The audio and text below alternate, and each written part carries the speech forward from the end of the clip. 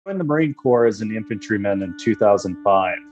I consider my time in the Corps as positive, but it comes with some caveats. Let me explain.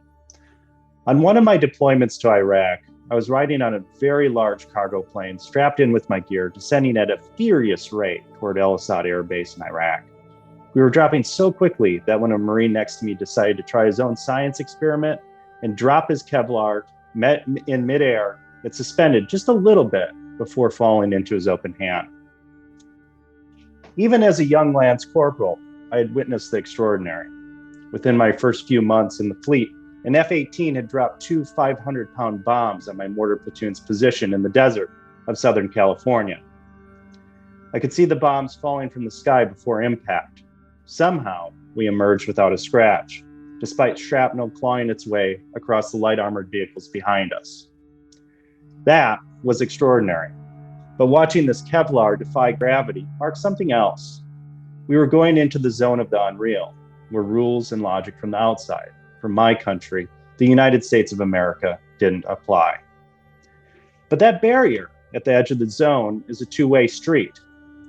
As much as our government tried to sanitize our actions on the way out, inevitably, little bits and pieces got caught on the contours of our souls, like the dust we would clean off weapons after every mission, and down in the toes of our boots, like the scorpions and camel spiders we would check for every morning.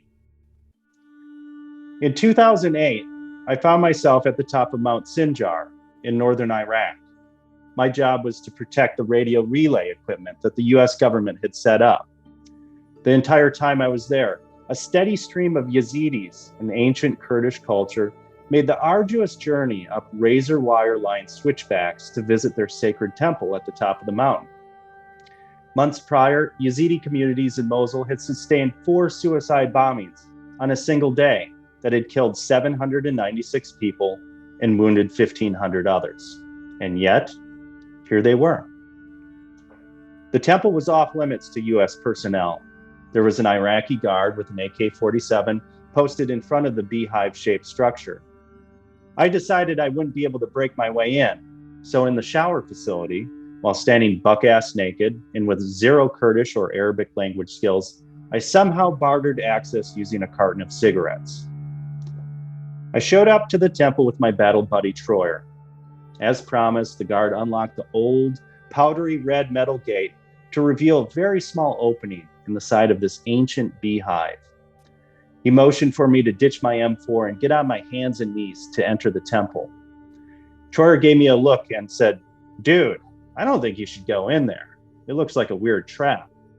It sure as hell did, like a guillotine would come down and chop my head off. But as the guard left his AK-47 with Troyer, I did the same with my M4, and I got on my hands and knees and crawled in. I couldn't see anything when I first entered, just a dark chamber. A shadow emerged in the white light of the tunnel as the guard crawled through it, and when he stood, he struck a match and lit a candle near the center.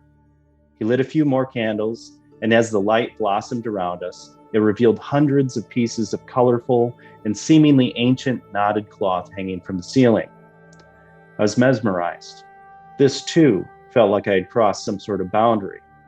The guard smiled at me, and for that brief moment on top of Mount Sinjar, among the slightly acrid smoke of the candles and under the incredible tapestry of color, I took a deep breath of something pure, life beyond that artificial zone of the unreal. After 5 minutes, the guard extinguished the candles and motioned toward the tunnel. I thanked him and re-entered my world in Iraq. I made it back to the States, turned in my weapons, got my DD-214, and tried to go on with my comfortable American life. In August of 2014, after the US had ceased major combat operations in Iraq and had closed many bases, the Islamic State chased the Yazidis up the side of that very same mountain. First-hand accounts from survivors detailed children being shot in the head, men being beheaded and burned. According to the UN, 5,000 Yazidis were murdered within 2 weeks. 6,000 women and children were taken hostage and turned into sex slaves. Fuck it though, right? It's just a number that I'm telling you, one that you can look up on the internet, in the zone of the unreal. The thing is, I have a piece of that place and those people forever intertwined with the fabric of my soul. I'm contaminated. Taking a bullet, getting bits and pieces of my body blown off, that would have made more sense. After all, it is what I had signed up for. There's no cleansing this contamination. But thanks to the PCVI, the lessons we've learned about history and philosophy, art, drama, and the voices of other vets with their own experiences, I've come to terms with it. As a result, I have a few things I would like to say. First of all, I'm a veteran, not a victim. I signed up for this. Don't throw me in a box. Secondly, this zone of the unreal, this disconnect between the American people and our military, it's a bullshit construct. Service members don't mount mythical unicorns and fight dragons across the globe. It sounds ridiculous when I say that, but that's how abstract we've somehow made military service in this country. It's time to demand accountability at home and abroad. Pay attention to extreme injustices that are happening around the world, and don't be afraid to demand judicious and sustained actions against evil. On the flip side of that coin, the American people need to be invested in what's going on, in monitoring the process. What are the objectives? What's the timetable? Do you want to know why Iraq and Afghanistan ended up the way they did? Because they were money pits that were allowed to fester unsupervised for decades. Tens of thousands of Americans that truly wanted to make a positive difference deployed to those countries, only to watch ISIS and the Taliban slaughter the people they were trying to protect. We can do better. There were 10 innocent people shot dead in a grocery store in Buffalo, New York on May 14th, 2022, by an 18-year-old male. 11 days later, 19 children and 2 teachers were killed in a shooting in Uvalde, Texas on May 25th by an 18-year-old male. I'm concerned for this country. By not keeping our eye on the ball, by not holding our government and ourselves accountable to do the right thing and see it through, by holding up military service as the pinnacle of sacrifice and completely disregarding what's actually occurring on the ground, we've let a cultural nihilism seep in. 9/11 and the invasions of Afghanistan and Iraq happened before those 2 shooters were born. By the time they were coming of age, they witnessed America throw in the towel and say, fuck it. This was all for nothing. Not only did those conflicts devolve into money pits, they became burn pits for American morals. Why give a shit? None of it matters anyway. The zone of the unreal is in the United States. You being here tonight, listening to veterans speak, is a step in the right direction.